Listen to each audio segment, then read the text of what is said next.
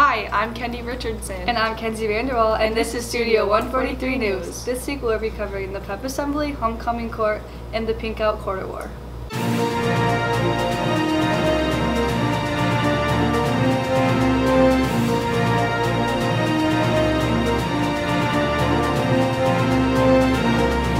Nada Morgan with a recap on the Homecoming Pep Assembly.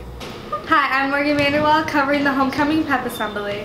This Pep Assembly is a tradition that happens every year for homecoming at Eaton Rapids High School. All the classes compete in games and activities. Participation was high this year because we played our rival Charlotte Friday night for our homecoming football game. Juniors won at the Pep Assembly, but seniors won overall. This year's Pep Assembly was amazing. My student council kids put so much work into planning it.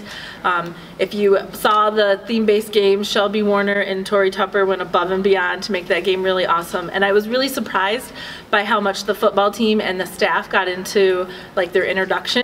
The only thing I would change about this year's assembly is I would really like the staff and administration to consider extending the time of the Pep Assembly. I think the kids had so much fun. It's just a great experience at school, and it's how memories are made, and I think we need to add about 15 minutes more to it so we can have more participation and incorporate more students and staff in the Pep Assembly. Now back to the studio. Thank you, Morgan, and now to Lucas with the recap on the 2019 Homecoming Court. Hi, I'm Lucas Chanter, and I'm here to report on 2019 Homecoming Court. The homecoming game was October 11th, and weather wasn't the best. Freshman representatives were Jasmine Jacks, Jackson Coker, sophomores Trinity Tupper, and Wyatt Maflay, juniors Taylor Marsh and Keith Morgan, and seniors Celia Marvin, Eric Crowley, Alyssa Coppolas, Joe Babcock, Bailey Sullivan, Marshall Meter, Grace Leto, and Wyatt Hauk. The homecoming queen was Grace Leto, and the king was Marshall Meter. I was just really shocked and super honored to represent the class of 2020. I was really shocked, but I'm honored to represent the 2020 class. I'm back to the studio. Thank you, Lucas, and now to Wyatt with information on the Pink Out Quarter War.